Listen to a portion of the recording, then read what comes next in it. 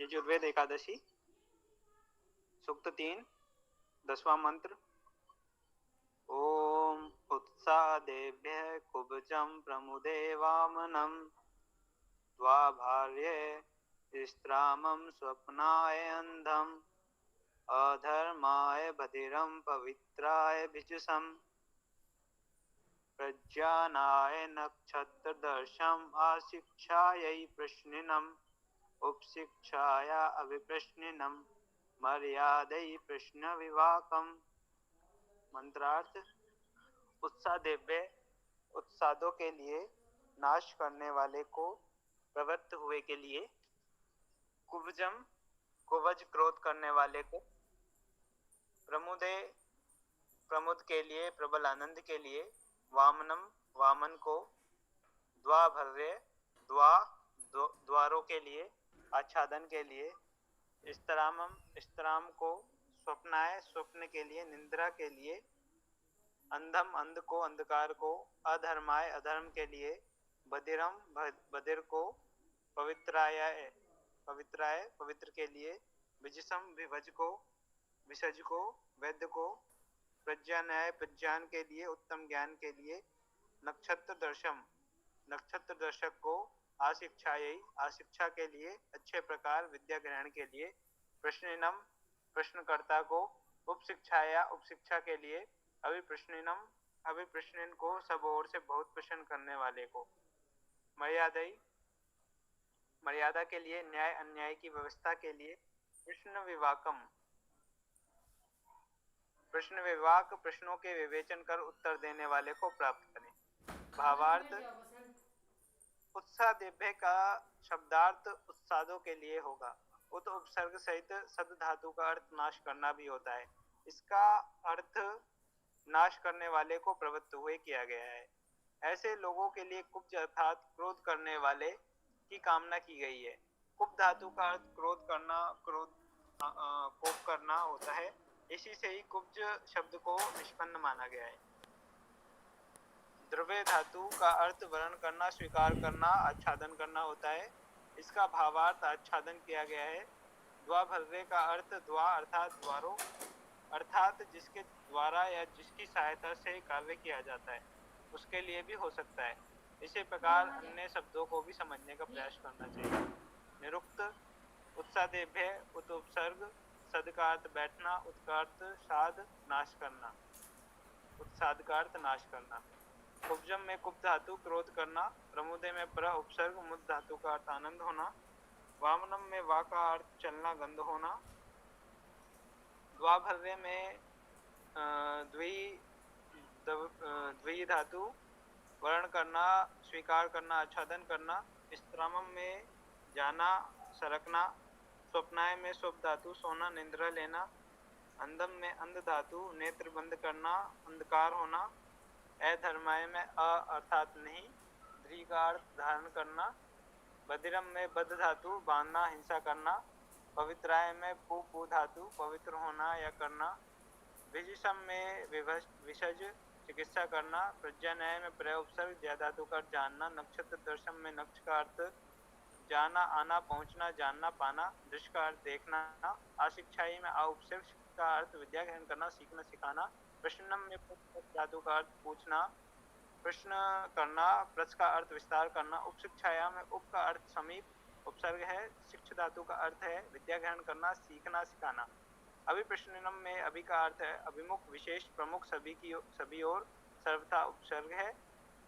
प्रश्न धातु का अर्थ पूछना, प्रश्न करना, प्रस्थ धातु का अर्थ विस्तार करना, मर्यादाई में मर्याद धातु सीमा बनाना, मर्यादा होना या करना, मे धातु का अर्थ मरना, मर्य धातु का अर्थ मरणशील, दा का अर्थ देना, प्रश्न विवाकम में प्रश्नों का विवेचन करने वाले को, प्रश्न धातु पूछना, प्रश्न करना, प्रश्न का अर्थ विस्तार करना, वच का अर्थ बोलना, कहना, समझाना, जनाना, पढ़ना, अध्ययन करना। ओम खम ब्रह्म।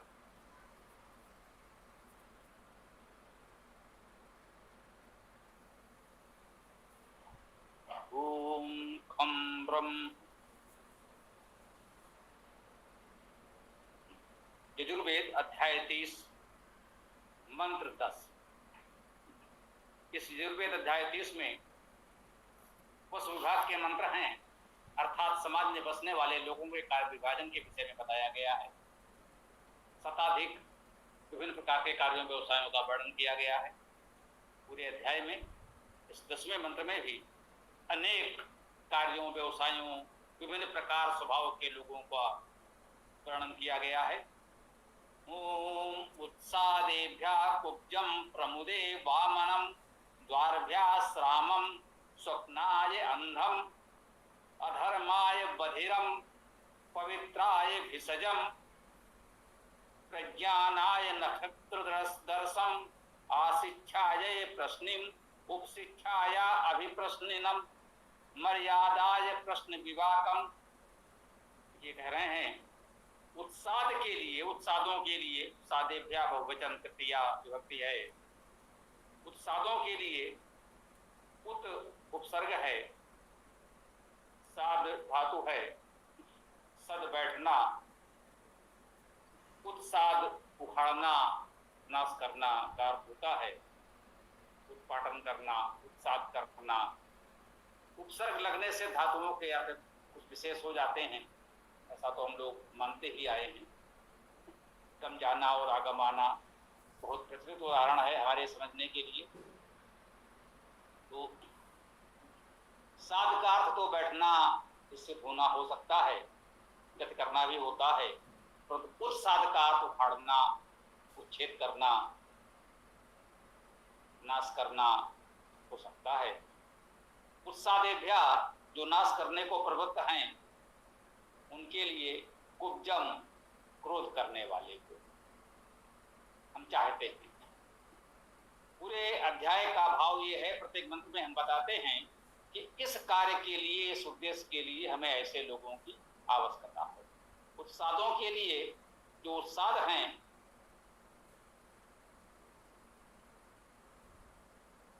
कुछ विनाश करना चाहते हैं, ऐसे लोगों के लिए, विनाश के लिए प्रवृत्त होने वाले लोगों के लिए कुब्जम अर्थात क्रोध करने वाले लोगों की आवश्यकता होती है। निश्चित रूप से वेद के अध्येता ऋषि आचार्य तो शांत स्वभाव के ही होंगे, होना ही चाहिए। अध्ययनशील आचार्यों के लिए उचित यही है कि हमारा स्वभाव शांत रहे, हम क्रोध में न पड़ें, हमारे लिए उचित नहीं है। परंतु ऐसे लोगों का क्या करें, उनके लिए ऐसे लोगों की भी आवश्यकता है जो उनके लिए उचित क्रोध कर सकें, उनको उनकी भाषा में उत्तर दे सके, जैसा इस समय कहा जाता। प्रमुदे, प्रमुद के लिए, प्रबल आनंद के लिए वामन। ये वामन क्या है? वह धातु का अर्थ गति करना, चलना, गंध होना आदि है। इसी में मन प्रत्यय मान सकते हैं।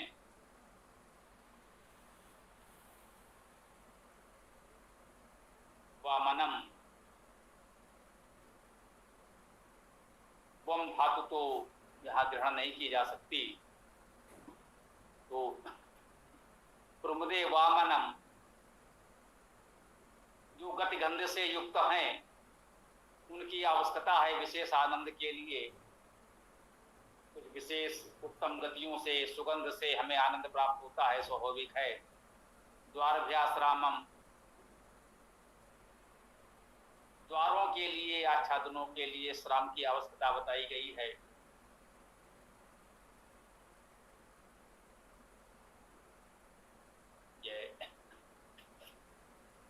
निश्चित रूप से कुछ शब्द अति प्राचीन होने से, इस समय लोक व्यवहार में प्रचलन न होने से कठिनता हो सकती है। श्री धातु का अर्थ जाना, चलना, सरकना होता है। श्रामम का अर्थ ऐसे ही सरकने वाले, चलने वाले। इसे हम चाहें तो एक अलंकारिक रूपक भी मान सकते हैं। जैसे द्वार होते हैं, द्वार अर्थात वह स्थान जहाँ से हम किसी भवन में, कक्ष में प्रवेश करते हैं, निकलते हैं, दीवारों के बीच कोई स्थान तो हम छोड़ते हैं जहां से हमारा आना जाना हो सके, प्रवेश निकास हो सके, परंतु सदा वह खुला भी न रहे तो उसके लिए उसमें कपाट लगाए जाते हैं। कपाट लगाने के तरीके अलग अलग हो सकते हैं। उन्हीं को कहा गया है श्राम, अर्थात सरकने वाले। संभवतः यह उन्हीं को कहा जा रहा है जिन्हें इस समय हम लोग कपाट किवाड़ कहते हैं। बोलचाल में हम उसे द्वार दरवाजा कह देते हैं। द्वार वास्तव में वो स्थान होता है खुला जिससे हम आ जा सके और आवश्यकता पड़ने पर उसे बंद कर सकें, इसके लिए उसमें कपाट लगाए जाते हैं। ये श्राम उसी के लिए वैदिक शब्द प्रतीत होता है हमको। जैसे द्वार में श्राम होते हैं अर्थात खुला स्थान भी आवश्यक है, परंतु जब हम चाहें तो उसे बंद भी कर सकें, वैसे ही हमें समाज में कहीं कहीं ऐसी आवश्यकता हो सकती है। हम अपने को बिल्कुल बंद भी नहीं कर सकते कि हम पूरे संसार से अपना संबंध तोड़ लें, एकाकी जिए, तो ये तो संभव नहीं होगा। पूरे संसार से जुड़कर मिलकर हमको रहना है, परंतु ये भी है कि उससे हमें क्या ग्रहण करना है क्या नहीं, क्या हमें उसमें से लेना है क्या नहीं। अच्छी हवा आ रही है तो हम कपाट खोल सकते हैं, और जब धूल भरी आंधियां चल रही हो तो उसे बंद कर दें। तो इस रूपक से संभवतः बताया जा रहा है कि हम अपने मन के द्वार को इतना खुला रखें कि उपयोगी भाव विचार आ सकें, और जब वैचारिक प्रदूषण दिखे तो हम उस कपाट को बंद करके अपने कक्ष में सुरक्षित हो जाएं। तो निश्चित रूप से ऐसा हमें अपने साथ वैचारिक रूप से भी करना है, और समाज में ऐसे लोगों की भी आवश्यकता हो सकती है। सहज भाव से हमने समाज में सबको अपनी बात कहने की छोड़ दी है। वाक स्वातंत्र कहा गया है, सबको अपनी बात कहने का अधिकार है, सबको अपना पक्ष रखने की स्वतंत्रता है। जी हाँ, वैदिक संस्कृत में इसका बड़ा महत्व है कि किसी को भी अपने विपरीत विचार व्यक्त करने का अधिकार है। यदि असहमत हैं तो कोई बात नहीं, आपको असहमत प्रकट करने का अधिकार है, परंतु उसके लिए उचित माध्यम है। आवश्यकता पड़ने पर शास्त्रार्थ होगा और उसमें तर्क और प्रमाण के साथ चर्चा होगी। ऐसा नहीं कि आप जो चाहे कहते जाए और किसी और की सुननी ही नहीं। तो जब ऐसी स्थिति आ जाए तो हम कपाट बंद कर लेंगे, हमें आपकी अब नहीं सुननी, क्योंकि आप तर्कसंगत बात नहीं कर रहे हो, आप अपनी बात के पक्ष में कोई शास्त्रीय प्रमाण नहीं दे रहे हैं, कोई उचित तर्क नहीं दे पा रहे हैं, तो फिर हमें ऐसी बात नहीं सुननी। आप हमारे विचारों के बिल्कुल विपरीत बोल रहे हैं, हम सुनेंगे आपकी बात। यदि उसके पक्ष में आपके पास कोई तर्क हो, प्रमाण हो, तो ऐसे लोगों की आवश्यकता है जो ऐसी विशेष परिस्थिति में उनका मुंह बंद कर सके कि नहीं बहुत हो गया, अब आपके पास कोई तर्क प्रमाण नहीं है। तो समाज के कुछ वरिष्ठ लोग होंगे जो उनको रोक सकेंगे। संभवतः श्राम से ऐसे लोगों को इंगित किया गया है, ऐसा मुझे प्रतीत होता है। स्वप्नाय अंधम, जो हमें सोना होगा, शयन करना है, नींद लेनी है, तो निद्रा के लिए तो अंधकार ही चाहिए, तीव्र प्रकाश में कैसे शयन करें। इसे भी यदि लोगों के संदर्भ में देखें तो इसी रूपक के रूप में ले सकते हैं कि जो हम चेतन जागृत होकर हो तो हमें निश्चित रूप से विचारों का, चर्चा का, हर प्रकार का प्रकाश हो, जिसमें हम खुलकर देख सकें, समझ सकें क्या हो रहा है। और लगा कि नहीं भाई अभी कुछ ज्यादा ही होने लगा है, तो भैया ठीक है, हमने अपनी आंख कान बंद कर ली, हमें विश्राम करना है, बहुत हो गई चर्चा, फिलहाल इसको विराम दीजिए। अधर्माय बधिरम, अधर्म के लिए बधिर की आवश्यकता। यदि अधर्म बढ़ जाए, यदि अधर्म को फैलाने वाले लोग समाज में हो जाएं, तो उनके लिए किसकी आवश्यकता है? बधिर की। जनसामान्य क्या करे? बधिर के दो अर्थ हैं। बधिर कहते हैं, हमने सुना होगा मूक बधिर, मूक जो बोलते नहीं और बधिर जो सुनते नहीं। यदि अधर्म की चर्चा करने वाले हमारे आसपास हो जाए तो हमें बधिर हो जाना चाहिए, उनकी बात नहीं सुननी चाहिए।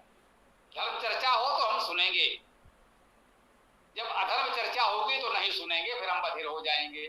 और बधिर का एक अर्थ हो सकता है बध करने वाले, यदि सामान्य रूप से बात कहने तक हो तब तो ठीक है भैया, आप अपनी कहते रहो, हमें नहीं सुननी। यह धर्म चर्चा हमें नहीं सुननी, आपके पास ना कोई तर्क है, ना प्रमाण है, ना कोई आधार है, और आप बिल्कुल धर्म के विरोध में अपनी बात कह रहे हो, हमें नहीं सुननी। हम बधिर हो जाएंगे आपके लिए, नहीं सुनेंगे। और यदि वो उस आधार पर कुछ समाज में अधर्म फैलाने का प्रयास करें, कुछ तब्दीलियां ऐसी हो जाएं, आवश्यक हो जाए, तो हम बधिर भी हो सकते हैं, अर्थात उसका वध करने वाले हो सकते हैं, उसका वध भी कर सकते हैं। आपातकाल में तो कुछ भी संभव है। वेद आपको अनुमति देता है, पवित्राय विसर्जम, पवित्र के लिए विसर्ज की आवश्यकता है। यदि हमें पवित्र होना है, शुद्ध पवित्र होना है, तो विसर्ज अर्थात कह सकते हैं चिकित्सक, भेषज, वैद्य की आवश्यकता है। इस शरीर को रोगों दोषों से मुक्त करके पवित्र करना है, रोग दोषों की मलिनता को दूर करना है, तो शरीर को हमें निर्मल बनाने के लिए, उसे मलिनता, दुर्बलता, दोषों, रोगों से मुक्त करने के लिए हमें विसर्ज की आवश्यकता है। प्रज्ञानाय नक्षत्र दर्शन, देखिए महत्वपूर्ण पद यहाँ पर आ रहा है, प्रज्ञान के लिए। एक तो है ज्ञान के लिए, जानकारी के लिए, हमें जानकारी चाहिए, अच्छी बात है। प्रकृष्ट ज्ञान आए, प्रमुख ज्ञान आए। अगर हमें कोई और प्रमुख जानकारी चाहिए, एक तो जानकारी है सामान्य रूप से लोक व्यवहार, दैनिक जीवन की जानकारी, हमारे आसपास जो लोग हैं उनसे हमें मिल जाती है। जो भी हमारे वरिष्ठ हैं, घर के बड़े बूढ़े हैं, हमें अपने माता पिता, दादा दादी से लोक व्यवहार की बहुत सी बातें सीखने को मिलती हैं।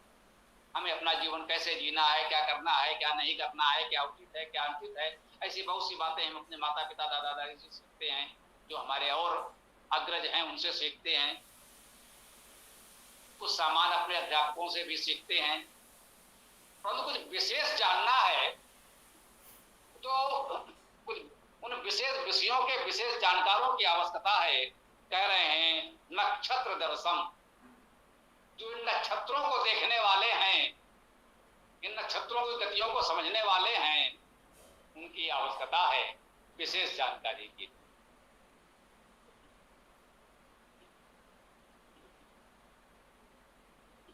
इस उल्लेख से दो बातें प्रमुख हैं। एक तो वेद में नक्षत्र दर्शन का स्पष्ट वर्णन है, इससे अधिक स्पष्ट और क्या होगा। नक्षत्रों को देखने की विधा, ये विद्या वैदिक काल में उल्लिखित है, वेद में है। उस समय भी लोग नक्षत्रों की गतियों का अध्ययन करते थे और उनका बहुत मान सम्मान भी था। यहाँ ये भी बताया जा रहा है कि उन्हें विशेष विद्वान माना जाता था, उनका विशेष सम्मान होता था। ऐसे लोग थे और बहुत सम्मानित भी थे। इसका एक अर्थ ये भी है कि ऐसे लोग बहुत तो नहीं होते थे। जैसा कि हमने कहा, जीवन की एक सामान्य जीवन की बातें तो हमने परिवार में अन्य लोगों से सीख लेते हैं, परंतु ये विशेष जानकारी थी जो बहुत विशेष अध्ययनशील लोगों को होती थी, जो नक्षत्रों का अध्ययन करते थे, देखते थे, प्रयोग करते थे, परीक्षण करते थे। ऐसे लोग स्वाभाविक है समाज में बहुत कम होते होंगे, इसलिए उनको विशेष सम्मान दिया गया है। ये भी हमें समझना चाहिए।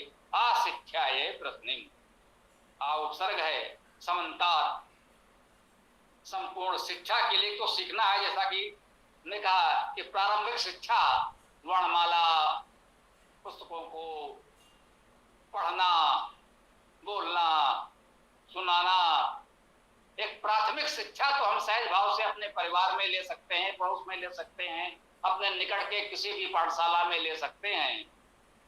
शिक्षा यहाँ पर उस अर्थ में कहा जा रहा है कि बड़ी शिक्षा आपको चाहिए, एक सम्यक समन्ता विशेष शिक्षा चाहिए। प्रश्निनम, जो आपके प्रश्नों के उत्तर दे सके। एक तो सामान्य रूप से हमको जो बता दिया गया, बच्चे ने पढ़ लिया प्राथमिक शिक्षा में, अब उसके मन में बहुत से प्रश्न भी उठेंगे, भाई ऐसा है तो क्यों है। तो अब उसके लिए उच्च स्तर के अध्यापक चाहिए, उच्च स्तरीय अध्यापक चाहिए, जो उसके प्रश्नों के उत्तर दे सकें। उप शिक्षा या अभिप्रश्न, अब जो शिक्षा की पूर्णता की ओर जा रहे हैं उसके निकट पहुंच गए उप शिक्षा। यहाँ शिक्षा का से संभवतः शिक्षा के पूर्णता की ओर है। प्राथमिक शिक्षा से उच्च शिक्षा हो गई या शिक्षा भी कह सकते हैं, उससे और उच्च स्तर पर आए, संभवतः उसे उप शिक्षा कहा जा रहा है। एक स्नातक स्तर से समीप की शिक्षा अभिप्रश्निम, जो अभिता सर्वथा प्रश्न कर सके, उसके उत्तर दे सकें। बच्चों के प्रश्नों के उत्तर तो सामान्य अध्यापक ने दे दिए, अब बच्चा बड़ा हुआ, उसके प्रश्न भी बड़े हुए, उसने और अधिक अध्ययन किया, उसके और प्रश्न खड़े हुए, अब इन प्रश्नों का समाधान कौन करे? तो ऐसे के लिए और अधिक सुयोग अध्यापकों की आवश्यकता होगी। मर्यादाए प्रश्न विवाकम, और अंत में मर्यादा निश्चित कर देनी है कि हाँ बस ये सत्य है, ऐसा है इसलिए है। इस स्तर पर, सर्वोच्च स्तर पर जाने के लिए प्रश्न विवाकम, जो प्रश्नों का विवाक कर सके, प्रश्नों पर भी विशेष उपसर्ग है वाक, वाणी, जिसकी विशेष वाणी हो, विशिष्ट वाणी से संयुक्त हो, कह सकते हैं उच्च स्तरीय विद्वान हो, विश्वविद्यालय का प्राध्यापक हो, वर्तमान संदर्भ में आप चाहें तो कह सकते हैं उच्च स्तरीय आचार्य हो, उच्च स्तरीय विद्वान हो, उसकी आवश्यकता है जो एक युवक के, परिपक्व वरिष्ठ विद्यार्थी के प्रश्नों का समाधान कर सके। इस यजुर्वेद अध्याय 30 के 10वें मंत्र में हमने समाज के कुछ ऐसे उपयोगी लोगों के विषय में चर्चा की। आज की चर्चा को अब हम यहाँ विराम देते हैं। यदि किसी का कोई प्रश्न है, कोई चर्चा है, कोई कुछ कहना चाहें तो कह सकते हैं, अन्यथा उल्टी के समापन की ओर बढ़ेंगे। देखते हैं कोई प्रश्न हो तो बताएं, स्वागत है। ओ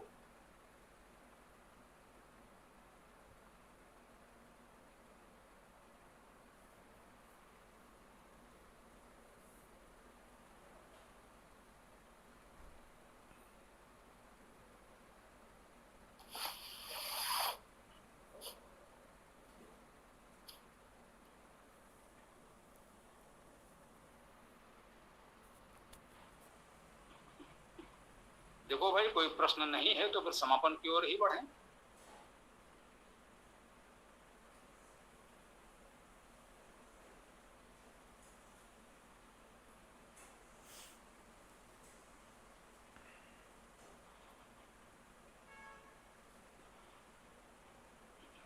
जी, किसी का प्रश्न हो तो पूछ लीजिए, और कोई साथी नए जुड़े हैं तो अपना परिचय भी दे सकते हैं, उसके बाद समापन कर देंगे। ये अभी कुछ लिखा हुआ तो हमें दिखा है, कुछ लोगों ने कुछ लिखकर कहने का प्रयास किया है, हो सकता है नमस्ते ही हो या कुछ और हो, मैं देख नहीं पाया।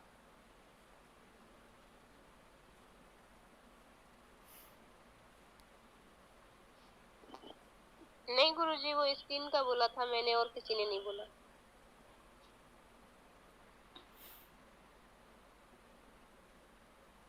हाँ, कुछ नए साथी हैं तो उनका परिचय कर लें, अच्छी बात है। आदरणीय गुरुजी, सादर प्रणाम। प्रणाम, बताएं। मैं गजेंद्र अरोड़ा आज ही जुड़ा हूँ। वैसे वेदायन ग्रुप से काफी लंबे समय से अपन आज ही जुड़ा हूँ। मैं पाली राजस्थान रहता हूँ, अभी इस समय मैं अजमेर में बैठा हूँ किसी कार्यवश। तो मुझे आपका जो उद्बोधन, आपका जो प्रवचन है वेद के ऊपर जो स्वाध्याय, बहुत अच्छा लगा। आप बहुत बहुत साधुवाद के पात्र हैं, धन्यवाद। कक्षा में आज ही जुड़े हैं? जी हाँ, आज ही जुड़ा हूँ। वेदायन में तो आप बहुत पहले से जुड़े हैं, तो वेदायन में बहुत पहले से जुड़ा हुआ हूँ। मैं हमेशा आपके उद्बोधनों को पढ़ता हूँ, आपके सभी चीजों को पढ़ता हूँ। मैं कक्षा में आज ही जुड़ा हूँ। मैं अब आइंदा से आगे से मैं पेन और डायरी लेके बैठूंगा, नोट करता जाऊंगा। आप जो जो बताए जाएंगे विशेष बातों को नोट करता जाऊंगा। कुछ मेरी समस्या होगी तो मैं आपसे वार्तालाप करते हैं आज की कक्षा। ये तो इस कक्षा के विषय में हम बता दें आप, या और भी कोई नए साथी जुड़े हैं? बिल्कुल, मैं प्रयास करूंगा और भी साथियों को जोड़ने का। जी, ये वेद कक्षा प्रतिदिन सायंकाल 7:30 बजे होती है। मुझे जानकारी है। मैं इस समय में कभी कहीं व्यस्त रहता था, आज मुझे बहुत अच्छा लगा आपसे इस उद्बोधन में, आपके प्रवचन से। तो अब मैं नियमित रूप से जुड़ूंगा। जी, आपकी बात हो गई हो तो माइक बंद कर दें तो हम आपको बताते हैं। तो ये वेद कक्षा प्रतिदिन सायंकाल 7:30 बजे होती है। इसमें एक मंत्र की व्याख्या करते हैं और उस मंत्र से संबंधित कोई भी प्रश्न कर सकते हैं। दूसरी बात यह कि इस वेद कक्षा की नियमित रिकॉर्डिंग होती है, जो आपको YouTube चैनल पर मिल जाएगी। जिस लिंक से आप जुड़े हैं, इस वेद कक्षा की जिस लिंक से आप इसमें जुड़ते हैं, उसमें आपको प्लेलिस्ट आदि पूरी सूचना मिलती है। YouTube चैनल की जानकारी, प्लेलिस्ट, इसमें वेद कक्षा 6 मास से चल रही है और क्रम से सभी कक्षाएं रिकॉर्डिंग हैं, तो किसी को लिखने की आवश्यकता नहीं है, रिकॉर्डिंग आपको मिल जाएगी। और फिर भी कुछ लिखना चाहे तो उस रिकॉर्डिंग से आराम से जब चाहें तब लिख सकते हैं। जब कक्षा में जुड़े तो पूरे ध्यान से केवल सुने, क्योंकि रिकॉर्डिंग होती है, आपको मिलेगी, पिछली कक्षाओं की रिकॉर्डिंग मिल जाएगी और अगली भी रिकॉर्डिंग मिलती रहेगी। रुक जाइए, अभी रुक जाइए।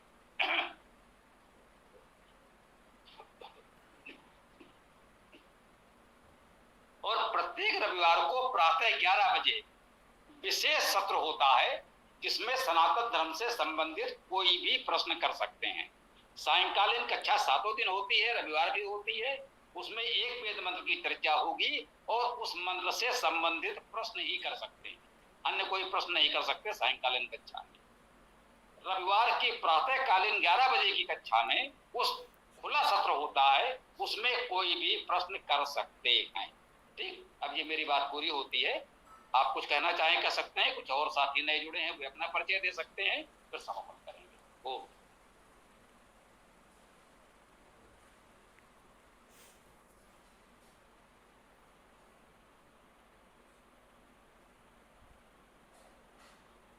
हाँ, किसी और का परिचय देना हो तो बताएं, कोई और सज्जन नए जुड़े हैं तो, अन्यथा समापन करें।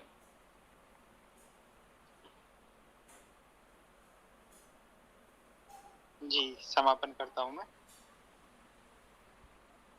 ओम यो असो आदित्य पुरुषः सो असो अहम ओम खम ब्रह्म। सभी को नमस्ते।